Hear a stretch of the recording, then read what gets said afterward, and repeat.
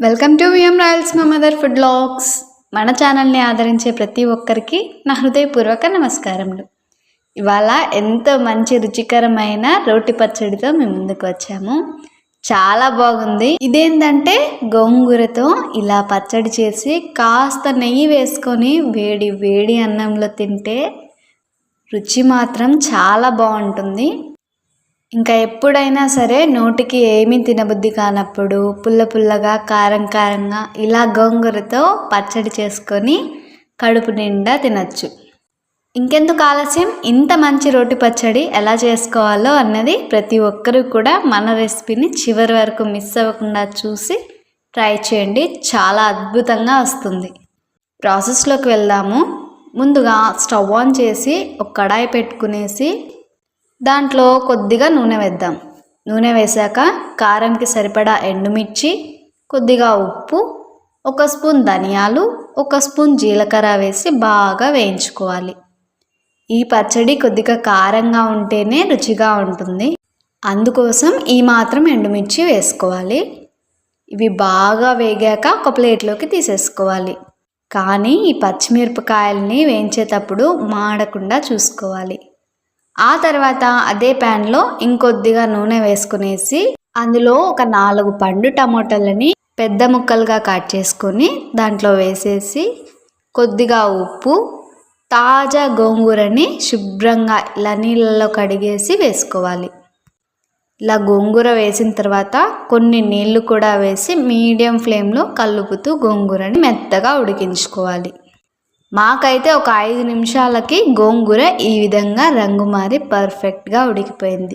ఇప్పుడు stove off చేసి పక్కన పెట్టేసి రోలు సిద్ధం చేసుకునేసి ముందుగా ఫ్రై చేసుకున్న ఎండుమిర్చి, ధనియాలు, జీలకర్ర ఉన్నాయి కదా, వాటిని రోట్లో వేసుకుని దంచుకోవాలి. ఎలా అంటే పూర్తిగా మెత్తగా కాకుండా కచ్చా పచ్చగా దంచుకోవాలి. ఇలా ఈ టైప్లో దంచుకున్న తర్వాత ఇందులోనే 4-5 పొట్టు తీయని వెల్లుల్లి రెబ్బలు వేసి కచ్చాపచ్చాగా దంచుకోవాలి. ఇలా వెల్లుల్లిని దంచిన తర్వాత ఉడికించిన గోంగూర అలాగే టమాటాలను కూడా వేసేసి రుబ్బుకోవాలి. ఎందుకంటే గోంగూర జిగటగా ఉంటుంది కనుక దంచడానికి వీలు కాదు. అందుకోసం కాస్త అలా నిదానంగా దంచేసుకొని ఈ విధంగా రుబ్బుకుంటే మెత్తగా మెదిగిపోతుంది. ఈ విధంగా రుబ్బుకుంటే గోంగూరలోని పులుపు అంతా పచ్చడికి పట్టి పచ్చడి రుచి భలే ఉంటుంది. ఇప్పుడు ఇందులోనే 4-5 చిన్న సైజు ఉల్లిపాయల్ని ఇలా పొట్టు తీసేసి ఒక్కోటి రోట్లో వేస్తూ నలగొట్టాలి. ఇలా నలగొట్టడం వల్ల భలే రుచి వస్తుంది. అదే కట్ చేసి వేసుకుంటే ఆ రుచి రాదు. ఇదిగో ఇలా ఉల్లిపాయల్ని బాగా నలగొట్టి రుబ్బుకోవాలి. ఇలా రుబ్బడంలోనే ఉంది పచ్చడి రుచి. అదే ఈ ఉల్లిపాయల్ని రుబ్బకుండా దంచుకొని వదిలేశారంటే మాత్రం ఉల్లిపాయల్లోని సారం పచ్చడికి పట్టదు. అప్పుడు పచ్చడి అసలైన రుచిని ఆస్వాదించలేము. ఏది ఎలా చేసుకోవాలో అలాగే చేసుకోవాలి. అప్పుడే ఆ రెసిపీ రుచి చాలా బాగుంటుంది. ఇలా ఉల్లిపాయల్ని బాగా దంచుకునేసి ఇదిగో ఈ విధంగా రావాలి పచ్చడి. ఇలా జిగురు జిగురుగా అక్కడక్కడ ఉల్లిపాయలు తగులుతూ ఉంటే చాలా రుచిగా ఉంటుంది. ఇంకా ఈ పచ్చడిని ఒక బౌల్లోకి తీసేసుకొని సర్వ్ చేశాను.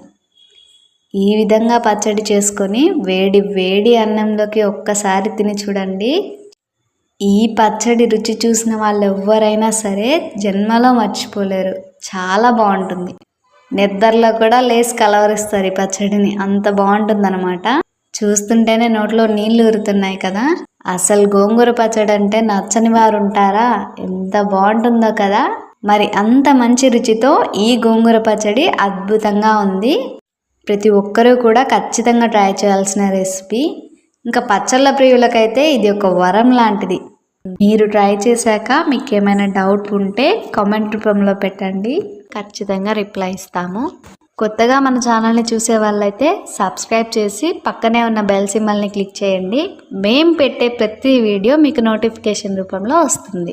అలాగే మీకు తెలిసిన వారికి షేర్ చేయండి. మీరిచ్చే లైక్స్, షేర్స్, వ్యూసే మాకు సపోర్ట్. ఈ రెసిపీని చివరి వరకు చూసిన వాళ్ళందరికీ నా హృదయపూర్వక ధన్యవాదాలు. మరో మంచి రెసిపీలో కలుద్దాం.